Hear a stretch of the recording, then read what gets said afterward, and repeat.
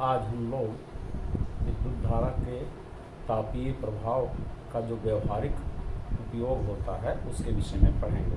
कि अर्थात जब विद्युत धारा किसी चालक तार से प्रवाहित होती है तो उसमें जो ऊष्मा उत्पन्न होती है उसका हमारे दैनिक जीवन में क्या उपयोग होता है। विद्युत धारा के तापीय प्रभाव के उपयोग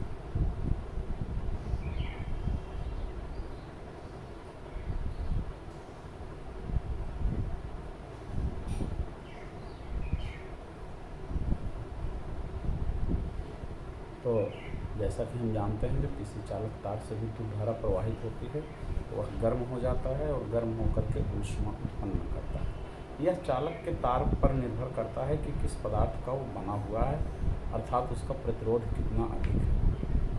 उसका प्रतिरोध जितना अधिक होगा वह तार जो है उतना ही अधिक गर्म होगा। तो इसके कुछ प्रमुख उपयोग हैं। पहला है जैसे विद्युत हीटर।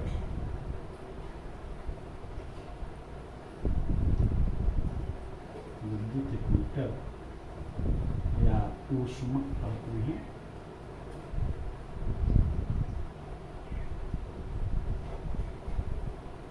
जो घरों में प्रयुक्त होने वाला हीटर है, जैसा कि इसकी संरचना से हम लोग जानते हैं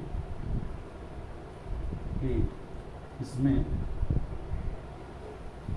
ये इस प्रकार से गोलाकार प्लेट होती है माइका की या अचालक पदार्थ की, क्ले, सॉइल, चिकनी मिट्टी इत्यादि की होती है। और इसके बीच में विभिन्न प्रकार के खांचे दिखाई देते हैं जो बने होते हैं। और इसमें इस प्रकार से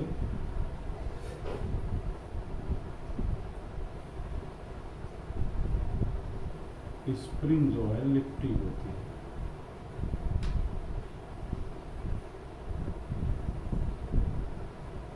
ऐसे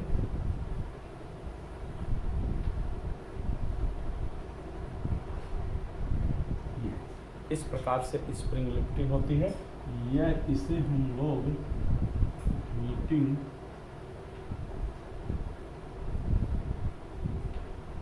अवयव, हीटिंग एलिमेंट या हीटिंग अवयव, तापन अवयव भी कहते हैं। तापन अवयव, जब इसमें हम तार जोड़ देते हैं, सप्लाई दे देते हैं, ये पूरा गर्म होकर के लाल हो जाता है एकदम से और ये ऊष्मा उत्पन्न करने लगता है। तो यह जो प्लेट होती है यह तो अचालक प्लेट है, यह कुचालक पदार्थ अचालक प्लेट है। और इसमें हीटिंग एलिमेंट जो है चालक तार का बना होता है। और ये निकिल प्लस क्रोमियम, ये दो धातुएं हैं जिसे हम लोग निकिल क्रोमियम या नाइक्रोम कहते हैं।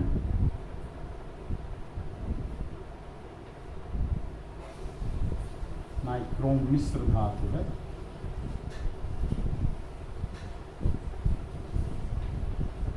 इसका बना हुआ ये तार होता है, स्प्रिंग जैसा होता है जो विभिन्न क्षमता का आता है, कोई 1000 वाट का, कोई 2000 वाट का। इस प्रकार से उसकी क्षमता के अनुसार इसको, तो इसमें महत्वपूर्ण चीज़ ये है कि यह विद्युत धारा के तापीय प्रभाव पर कार्य करता है। इसमें तार मोटे ये कॉइल, स्प्रिंग कॉइल लगी होती है जिसको हम लोग हीटिंग एलिमेंट या तापन अवयव कहते हैं। और साथ ही एक अचालक प्लेट होती है, इसको एक पूरी बॉडी में असेंबल करके रख दिया जाता है। उसके बाद इसका संबंध दो ऐसे तारों से कर दिया जाता है। लीड तार होते हैं, जैसे घरों में प्रयुक्त होने वाले वायर होते हैं। ध्यान देते हैं कि ये तार तो नहीं गर्म होते हैं, जो कनेक्टिंग वायर होते हैं, संयोजक तार जिसको हम लोग कहते हैं, ये संयोजक तार जो प्रायः कॉपर के, जिस पर प्लास्टिक कोट चढ़ा रहता है, उसके बने होते हैं, तो इसमें ये तो नहीं गर्म होते हैं। जबकि ये कॉइल गर्म हो जाती है, पूरा लाल हो जाती है। इस पर भी प्रश्न पूछा जाता है कि आखिर किसी विद्युत हीटर के जो संयोजक तार यानी जो लीड होती है, डोरी जो होती है, वह गर्म होकर के नहीं पिघलती, जबकि इसका तार जो है पूरी तरह से हीटिंग अवयव जो है, हीटिंग एलिमेंट, वह पूरा गर्म होकर के ऊष्मा देने लगता है। क्या कारण, इस बात को बताइए। तो यहाँ पे ये बात होती है कि संयोजक तार का प्रतिरोध बहुत कम होता है, जिसके कारण वही धारा इसमें प्रवाहित होती है, यह नहीं गर्म होता है। और जबकि इसके हीटिंग अवयव का जो तार होता है वह नाइक्रोम जैसी मिश्र धातु का बना होता है, निकल और क्रोमियम, तो जिसके कारण उसका प्रतिरोध अधिक होता है और ये उसी विद्युत धारा पर ही यह जो है अपना गर्म होकर के ऊष्मा देने लगता है। अब इसका दूसरा अन्य महत्वपूर्ण उपयोग है विद्युत बल्ब, जो ग्लोइंग बल्ब होते हैं, एलईडी बल्ब नहीं, ग्लोइंग बल्ब कांच के जो होते हैं।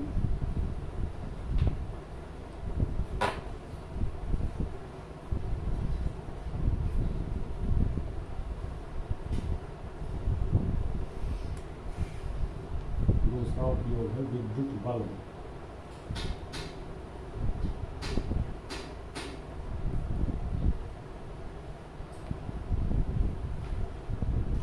इसमें देखें,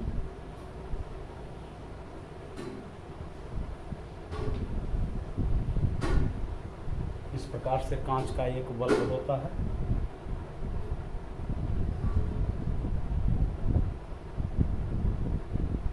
इस पर ये छोटी छोटी दो पिनें बाहर की ओर एल्युमिनियम की निकली होती हैं और यहाँ पे कनेक्ट करने के लिए रांगे के दो टांके लगे रहते हैं। इसमें एक ग्लास की राड होती है,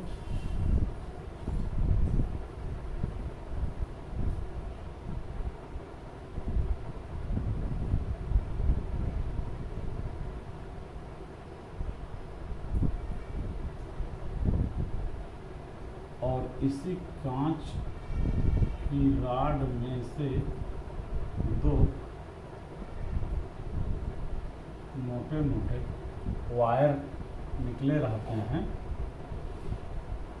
ये इसमें स्प्रिंग जैसे ये संरचना होती है।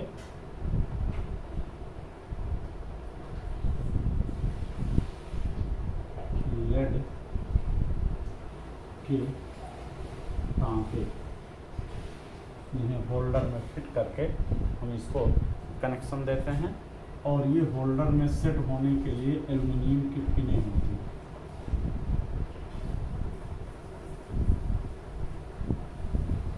एल्युमिनियम की पिन, ये और ये पूरा कांच का बल्ब होता है।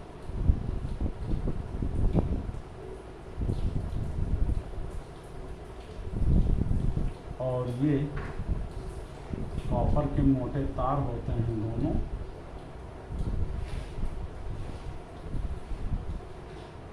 तांबे के तार, और ये जो है फिलामेंट या तंतु है जो गर्म हो करके जलता है।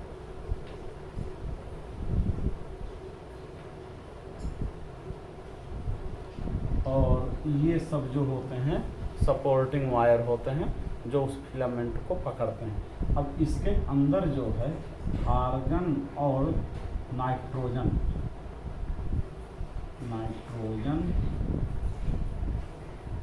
प्लस आर्गन, ये आपस में अक्रिय गैसें हैं, ये इसके अंदर भरी रहती हैं इस बल्ब के अंदर।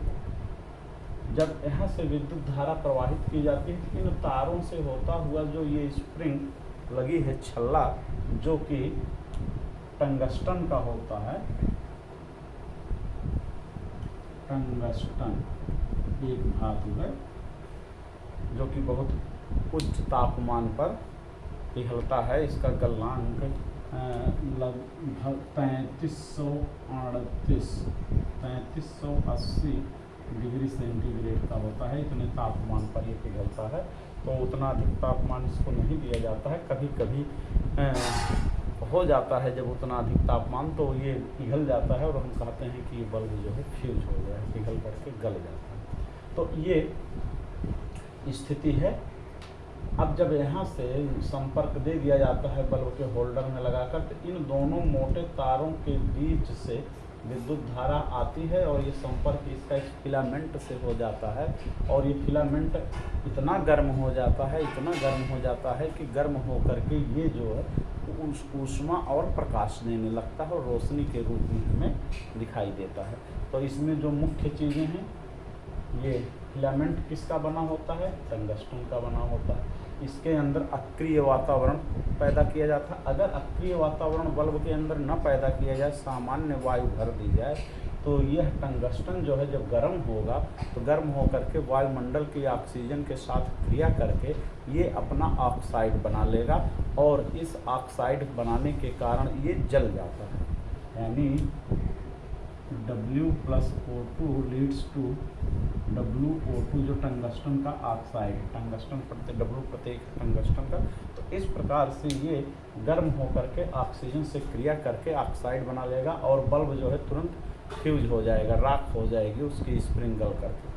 तो इसीलिए पूछा जाता है कि ऑक्सीजन की उपस्थिति में अगर ये वायुमंडल की वायु जो हम लोग जिसमें सांस लेते हैं, अगर उस वायु को इस बल्ब के अंदर भर दिया जाए तो यह तुरंत जो है ऑक्सीजन के साथ क्रिया करके कब गर्म होकर के, जब इसमें विद्युत धारा प्रवाहित की जाएगी तो गर्म होकर के तुरंत अपना ऑक्साइड बना लेगा और ये जो है बल्ब फ्यूज हो जाएगा। अब ये चीज़ें होती हैं, ये इसकी क्रिया विधि है। तो ये है विद्युत धारा के तापीय उपयोग का दूसरा। और इसका एक तीसरा और महत्वपूर्ण उपयोग है विद्युत फ्यूज। जैसा कि हम लोग अब तो नहीं, लेकिन पहले समय में फ्यूज का उपयोग किया जाता था। तो उसके जगह पर जो है MCB आ गए हैं, मिनी सर्किट ब्रेकर। तो फिलहाल हमें इसका जो तीसरा उपयोग है विद्युत फ्यूज,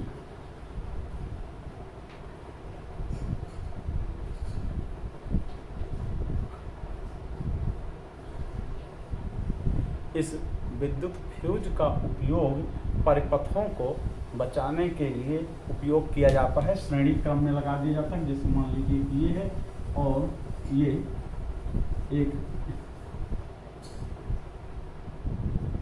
इस प्रकार से ये फ्यूज तार बना दिया जाता है।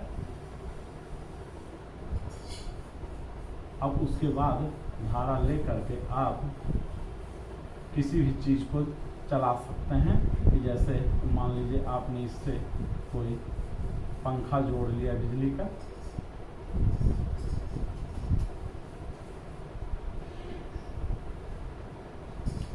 अब जब ये पंखा चलता है तो इस फ्यूज के द्वारा मान लीजिए कि ये 2 एम्पियर की धारा पर पंखा चलता है, 250 वोल्ट पर या 220 वोल्ट पर चलता है, 2 एम्पियर की धारा पर। तो अगर अब इस हिसाब से फ्यूज जो बनाया गया है, ये फ्यूज की क्षमता बना दी गई कि 2 एम्पियर से ज़्यादा, 2 एम्पियर से अधिक धारा को सहन नहीं करेगा, अर्थात जल जाएगा, सहन नहीं करेगा।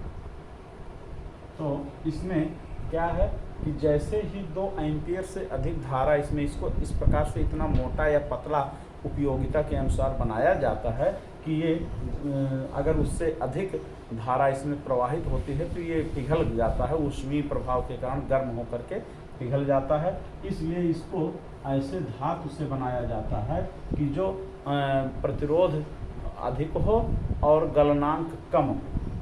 प्रतिरोध अधिक,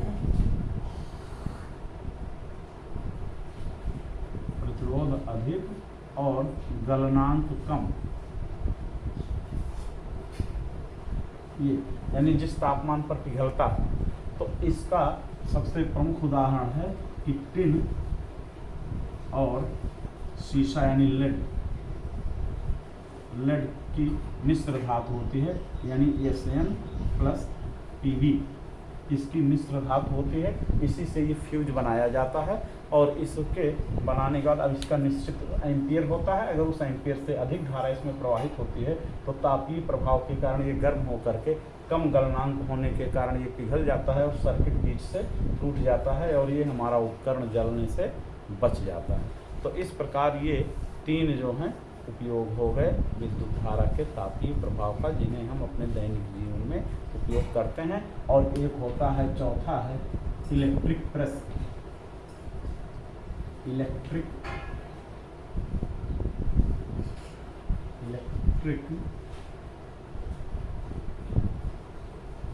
प्रेस, जिससे कपड़े प्रेस किए जाते हैं, तो उसका भी संरचना उसी प्रकार से होती है जैसे उसकी होती है विद्युत हीटर की, जो हम लोगों ने पढ़ा था।